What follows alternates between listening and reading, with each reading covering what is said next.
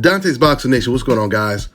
So George Kambosos, he puts on a magnificent performance dethroning the unified champion, or the former unified champion, Teofimo Lopez, being an underdog, a 13-1 underdog.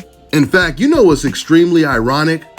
George Kambosos, he had a harder time with Lee Selby than he did with Teofimo Lopez. It's so crazy because that was the reason why a lot of fans were like, oh man, he has no chance against Teofimo. Look at how he struggled against Lee Selby, etc., right? You guys have to always understand, in the sport of boxing, styles make fights. You can't always base the prediction just based on how someone performed against a complete different style. With that being said, now and after this huge win by George Kambosos, fighters like Shakur Stevenson and Devin Haney, they are looking at him like a steak dinner. They're licking their chops, and they are actually fighting over trying to land the Kambosos fight now. Shakur Stevenson just came out, and he said that he's willing to go to Australia. He's willing to move up in weight and go all the way to Australia just to get this fight against Kambosos. Let me quote exactly what he said on his Twitter account. He says, "Yo, George, beautiful work, champ. You look great. I would love a shot at them belts if you are down. Gotta put my bid in." So now I can enter the conversation of the four kings? LOL. Nah, I'm good. I don't want it. I'd rather stand alone. You know, I really feel sorry for Shakur Stevenson because just like Terrence Crawford, he was in a situation where Bob Arum couldn't get him the Manny Pacquiao fight.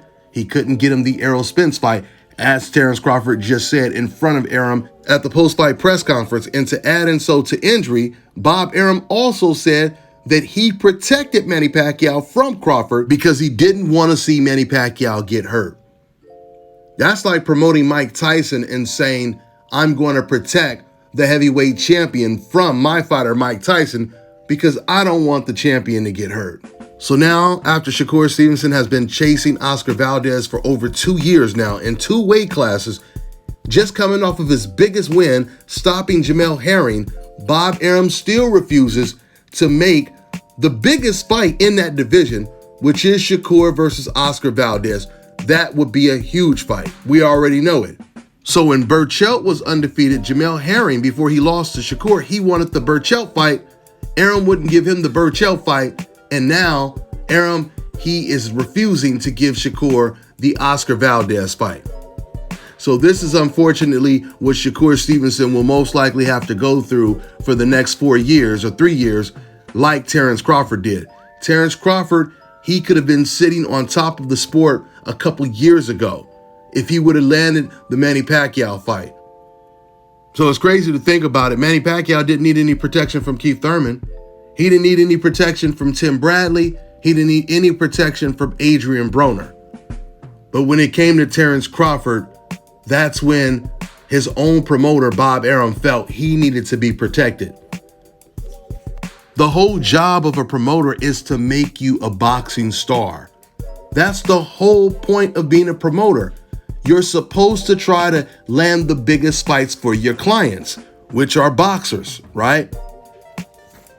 So with Bob Arum putting restraining orders on Shakur Stevenson to stay as far away from Oscar Valdez and any other fighters on the hope list, that means there's a much better chance that Devin Haney is going to land this fight against Kambosos. If Kambosos is a man of his word and he's nothing like Teofimo Lopez, then he's definitely fighting Devin Haney next, and the fight might be in Australia. I don't even think Devin Haney will mind going to Australia. Like I told you guys before, Shakur Stevenson, he already said that he's willing to go to Australia to make this fight. He's willing to do whatever it takes to make this fight. And I believe Haney, he will be as well. In a perfect world, if boxing once again was operated and worked like the NFL, the NBA, that's the only fight that would make sense for the undisputed title, right? Historically, the undisputed title. That means real, not this Captain Crunch, as Josh Taylor would put it, Mickey Mouse type of undisputed belts that Teofimo was claiming. This will be for undisputed. Once again, the word dispute. It means no one is going to dispute if you are the undisputed champion or not. If Kambosos takes this fight for undisputed and fights Devin Haney next, win, lose, or draw, you have to really give Kambosos a lot of credit, because once again, he is willing, or he was willing, to do something that a lot of fighters are not willing to do. And that's get in the ring with the best guy in the division, or the best guys in the division, and put everything on the line. I've already told you guys that I believe out of the two, Teofimo Lopez and Kambosos, Kambosos is a tougher fight for Devin than a Teofimo fight would have been. I'm not saying it's a life or death type of fight for Devin like I told you it would be for Teofimo. I just feel Kambosos is a more skilled, complete fighter than Teofimo Lopez, and that was proven this Saturday. So now we have to see how the Devin Haney versus Jojo Diaz fight plays out next Saturday, and then most likely we will have a fight. Devin Haney versus George Kambosos for all of the belts. That's all I got for now, guys. I'm on to the next one. What's going on, guys? Listen, if you really want to know how it's going down out here in Thailand, then go ahead and subscribe to my man's channel, Zoom to Thailand, my man's Richie Mack, so you guys can really see how everything goes down for us out here. And next year, I'm going to be heavy on my channel, DTN, Dontae's Traveler Nation.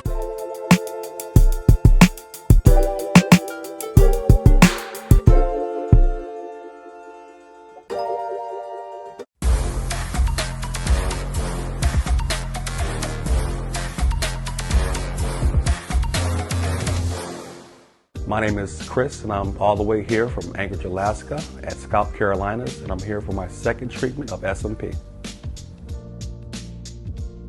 Well, I was sitting at home one day and going over my Facebook page, and they have different, like advertisements popping up, and I saw one for SMP. And I saw some pictures of some guys, before and after, and I was looking at that, and it caught my attention. So I Googled it. SMP, nothing showed up in my area. So, I did a little more research, and all of a sudden, ScalpCarolinas popped up in the web browser. So I started watching his videos and seeing all the reaction from all the other people. We talked on the phone, we made appointments and everything. I sent him pictures, and he looked at them, and I was like, "Can you fix this?"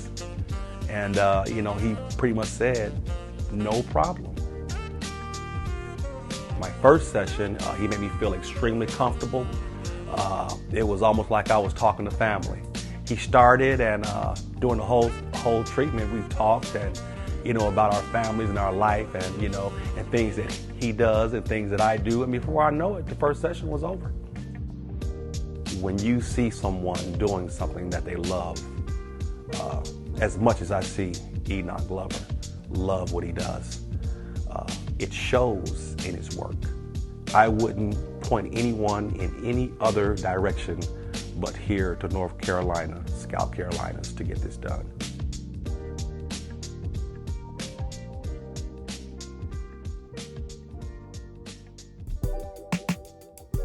All right, now check this out, guys. If you're looking to repair eczema scars, burns and bruises, dark spots and blemishes, then this right here is the perfect product for you guys. It's called LO Deki Face and Body Oil. Athletes and top-ranking boxers, they're also using it after training to reduce swelling, inflammation, and to ease the pain. So get yours today. Go to lodeki.com, like them on Facebook, and follow them on Instagram.